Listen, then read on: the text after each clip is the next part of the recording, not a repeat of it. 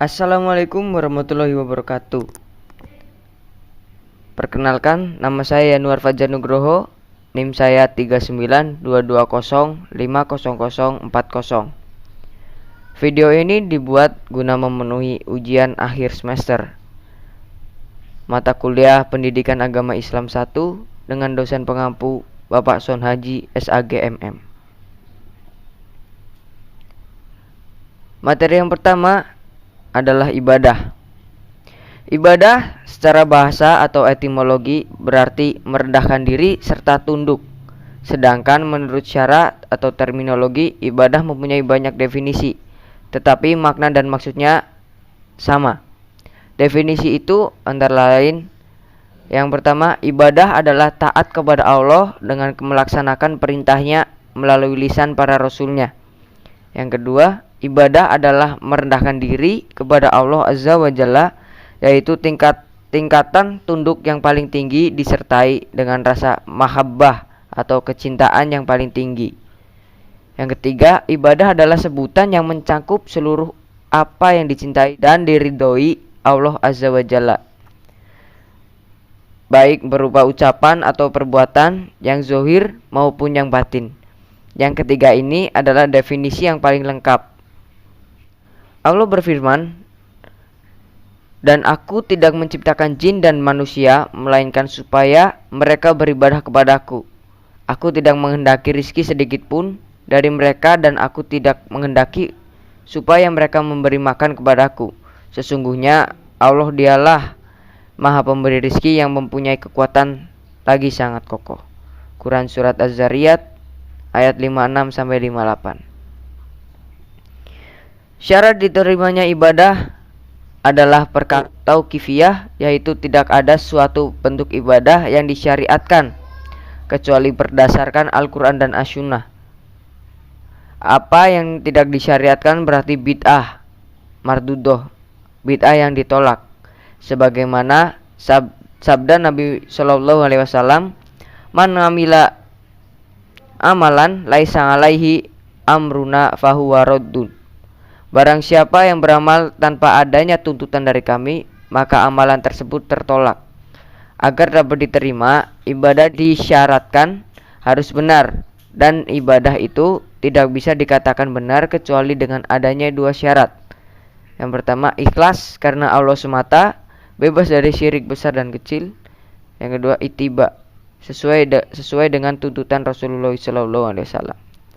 Syarat yang pertama merupakan konsekuensi dari syahadat la ilaha illallah, karena ia mengharuskan ikhlas beribadah hanya kepada Allah dan jauh dari syirik kepadanya. Sedangkan syarat kedua adalah konsekuensi dari syahadat Muhammad Rasulullah, karena ia menuntut wajibnya taat kepada Rasul, mengikuti syariatnya, dan meninggalkan bid'ah atau ibadah-ibadah yang diada-adakan. Allah Subhanahu wa taala berfirman, "Bala man aslama wajhahu lillahi wa huwa muhsinu falahu ajruhu inda rabbih wala khaufun alaihim walahum yahzanun." Tidak demikian, bahkan barang siapa yang menyerahkan diri sepenuhnya kepada Allah dan ia berbuat kebajikan, maka baginya pahala di sisi Rabb-nya, dan tidak ada rasa takut pada mereka, dan mereka tidak bersedih hati. Quran Surat Al-Baqarah ayat 112.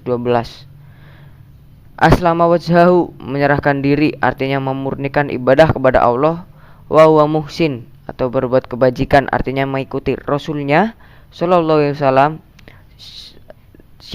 Syekhul Islam mengatakan inti agama ada dua pilar, yaitu kita tidak beribadah kecuali hanya kepada Allah, dan kita tidak beribadah kecuali dengan apa yang Dia syariatkan, tidak dengan bid'ah. Yang kedua adalah syariat.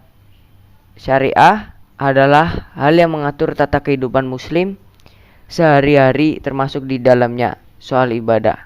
Pada dasarnya, syariah merumuskan tentang permasalahan yang menyangkut dengan akidah, ibadah, dan akhlak seorang hamba kepada Tuhannya.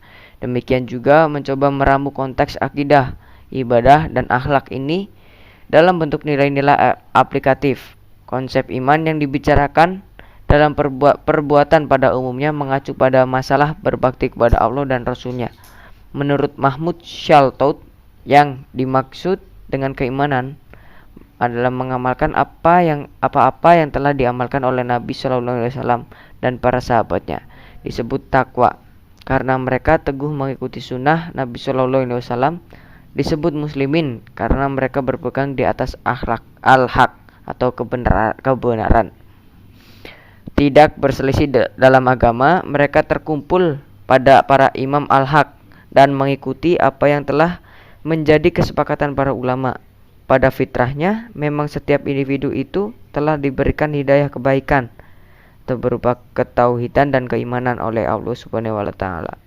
Akan tetapi, iman dan tauhid itu dapat saja berubah ke arah kelunturan apabila tidak disiram dan dipupuk dengan bimbingan ke jalan menuju ke arah keimanan dan Islam. Karena itu, masing-masing individu memiliki perbedaan kemampuan, kecerdasan, karakter, latar belakang sosial, ekonomi, dan perbedaan tingkat usia. Dalam pelaksanaan ibadah, seorang anak manusia tidak pernah terjadi perbedaan, karena pendidikan ini selalu berpedoman secara langsung pada Al-Quran dan As-Sunnah. Apalagi para ulama fikih berpedoman pada ayat dan hadis yang sama. Sehingga tidak terjadi perbedaan pandangan dalam menentukan bagaimana cara melaksanakan amal ibadah kepada Allah Subhanahu wa taala. Materi yang ketiga adalah muamalah. Pengertian muamalah menurut fikih adalah suatu hal yang berhubungan dengan masyarakat dalam transaksi ekonomi, seperti jual beli dan sebagainya. Kata muamalah berasal dari bahasa Arab yaitu amala yamilu muamalatan, yang artinya saling mengamalkan, saling bertindak. Selain itu, muamalah adalah tukar menukar sesuatu atau barang yang memberi manfaat dari tangan ke tangan, seperti upah mengupah, sewa menyewa, pinjam meminjam, jual beli. Adapun macam-macam muamalah sebagai berikut. Dalam muamalah ada sebab tersirat yang mengandung sifat tolong menolong yang ada dalam ajaran agama Islam. Sifat ini sangat dianjurkan, sebagaimana dalam Al-Quran surat Al-Ma'idah ayat 2, wa ta'awanu 'alal birri wat taqwa wa la ta'awanu 'alal ismi wal udwan wattaqullaha innallaha syadidul iqab. Artinya, tolong menolonglah kamu dalam kebaikan dan takwa, dan jangan tolong menolong dalam berbuat dosa dan permusuhan. Bertakwalah kepada Allah, sesungguhnya sangat berat siksa Allah. Dalam ayat tersebut menjadi satu-satu dalil muamalah yang mana Allah memberikan perintah kepada hambanya yang beriman agar saling tolong menolong dalam kebaikan. Macam-macam muamalah. Yang pertama, syirkah. Syirkah dalam ilmu muamalah artinya suatu akad di mana dua pihak yang melakukan suatu kerjasama usaha dengan tujuan untuk memperoleh keuntungan. Selain itu, syirkah adalah mencampurkan dua bagian menjadi satu sehingga tidak dapat lagi dibedakan antara satu dengan yang lainnya. Adapun rukun syirkah diantaranya barang tersebut harus halal dan diperbolehkan dalam agama. Objek akad harus termasuk pekerjaan dan modal. Pihak pelaku akad harus memiliki kecakapan melakukan pengelolaan harta. Yang kedua, jual beli. Dalam Islam, kegiatan ekonomi mengandung arti suatu kegiatan atas atau kesepakatan dalam tukar menukar barang dengan tujuan untuk dimiliki selamanya. Sebagaimana dalam Al-Quran surat Al-Baqarah ayat 275, yang artinya demikian itu mereka berkata bahwa jual beli sama dengan riba. Padahal Allah telah menghalalkan jual beli dan mengharamkan riba. Ada syarat jual beli dalam Islam yang wajib diikuti agar terhindar dari dosa, diantaranya sebagai berikut: berakal sehat.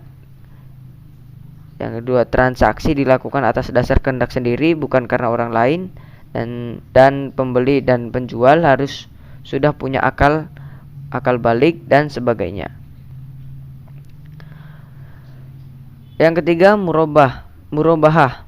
Murabahah adalah diketahui oleh kedua pihak yang telah bertransaksi dengan pembayaran secara angsuran, baik dari ketentuan margin, keuntungan atau harga pokok pembelian. Yang keempat, sewa menyewa. Akad ijarah dalam Islam disebut juga sewa menyewa.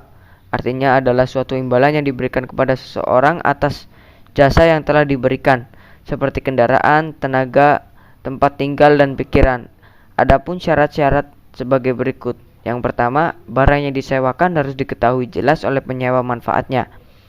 Harus berakal sehat dan balik kedua belah pihak. Yang ketiga, harus dilakukan atas keinginan sendiri dalam sewa menyewa, bukan karena keterpaksaan. Yang keempat, ditentukan sifat dan keadaan barang yang disewakan. Yang kelima, utang piutang.